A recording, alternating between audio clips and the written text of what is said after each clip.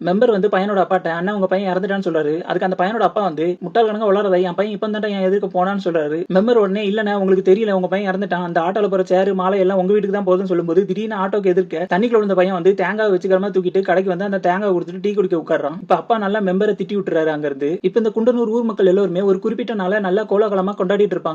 இதுக்காக அவங்க ஸ்டேஜ்லாம் ஏற்பாடு பண்ணியிருப்பாங்க. அது மட்டும் இல்லாம அவங்க ஊர்ல விளையாட்டு போட்டி நடக்கும். ஸ்டேஜ்ல வந்து டான்ஸ் பெர்ஃபார்மன்ஸ், பாட்டு போட்டி இதெல்லாம் நடந்துட்டு இருக்கும். இப்ப இந்த பொரளி பேசுற டீம் பி கேர்ள்ஸ் எல்லோருமே இந்த ஸ்டேஜ்ல ஒரு டான்ஸ் பெர்ஃபார்மன்ஸ் பண்றதுக்காக எல்லாரும் வெயிட் பண்ணிட்டு இருப்பாங்க. இந்த டைம்ல அவங்க குரூப்ல உள்ள ஒரு பொண்ணு வந்து போன் காணோம்னு தேடிட்டு இருப்பா. இப்போ பொரளி பேசுற டீம் ஏ கேர்ள்ஸ் எல்லாருமே வேலைக்கு போயிருந்திருப்பாங்க. இப்போ இந்த டீம் பி பொண்ணு வந்து வேற ஒரு போன்ல இருந்து அவ போனை தேடி கால் பண்ணுவா. அந்த போன் வந்து இவ வேலை செய்யற இடத்துல கிடக்கும். இப்போ இத டீம் ஏ பொம்பளைங்க எல்லாருமே எடுக்குறாங்க. அதுல உள்ள ஒவ்வொரு ஆடியோ ரெக்கார்டையும் கேட்டு கேட்டு சிரிச்சு பார்த்துட்டு இருக்காங்க. திடீர்னு அதுல ஒரு ஆடியோ ரெக்கார்ட்ல டீம் ஏல உள்ள கராத்தே மேரின்ற ஒருத்தங்க வந்து அவங்க புருஷன் வேலைக்கு போலன்றதுனால அவங்க 3 பொண்ணுங்களை வச்சு தான் கஞ்சி குடிச்சிட்டு இருக்காங்கன்னு தப்பா ஒருத்தர் ஒருத்தர் பேசிட்டு இருந்திருப்பாங்க. இதை கேட்ட உடனே இவங்க எல்லாருக்குமே கோவம் வந்துருது. அதனால கையில கிடைக்கிறத எடுத்துட்டு இங்க இருந்து வெறித்தனமா வேகமா போயிட்டு இருப்பாங்க.